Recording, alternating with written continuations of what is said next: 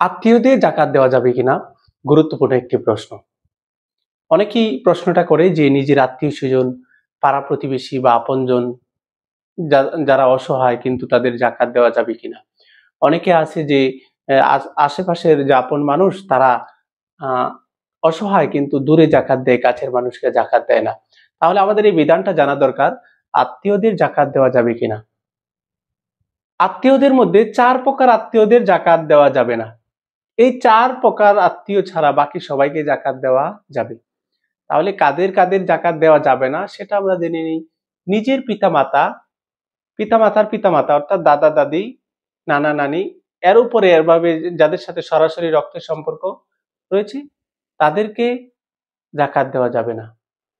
তাহলে বাবা মা, বাবা মার বাবা মা, তার বাবা মার বাবা মা, এরকম ভাবে উপরে যারা আসবে।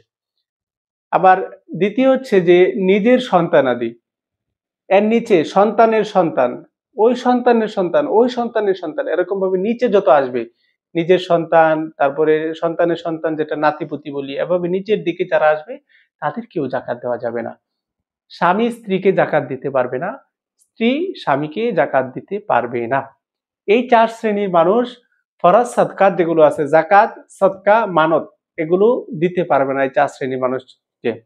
নিজের পিতামাতা, পিতামাতার পিতামাতা অর্থাৎ দাদা দাদি, নানা নানি, এরকম।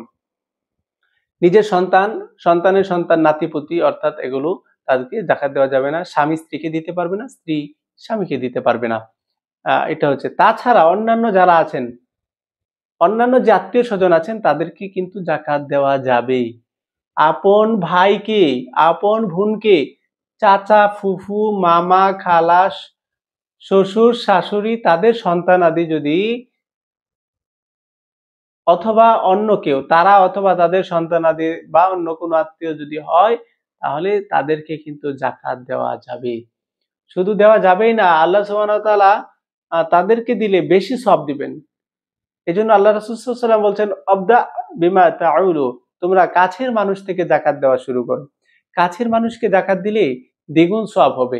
কারণ আত্মীয়তার সম্পর্ক রক্ষা করার, আত্মীয়র প্রতি আপনার একটা অধিকার আছে, একটা হক আছে, সেটা রক্ষা হলো এবং জাকাতটাও আদায় হলো। আপনার দ্বিগুণ সওয়াব হবে। এজন্য যারা জাকাত দিবেন, আপনার এই ৪ শ্রেণীর মানুষ ছাড়া অন্যান্য যারা আছে, ভাই আছে, বোন আছে বা ফুফু, চাচা, খালা, মামা, এগুলো যারা আছে, শ্বশুর শাশুড়ি, তারা যদি অসহায় হয় তাদেরকে আপনি জাকাতের টাকা দিতে পারবেন। আপনি দরকার হয় তাদেরকে জাকাতের কথা বললেন না, আপনি জাকাতের নিয়ত করবেন, তাদেরকে আপনি দিবেন। হ্যাঁ?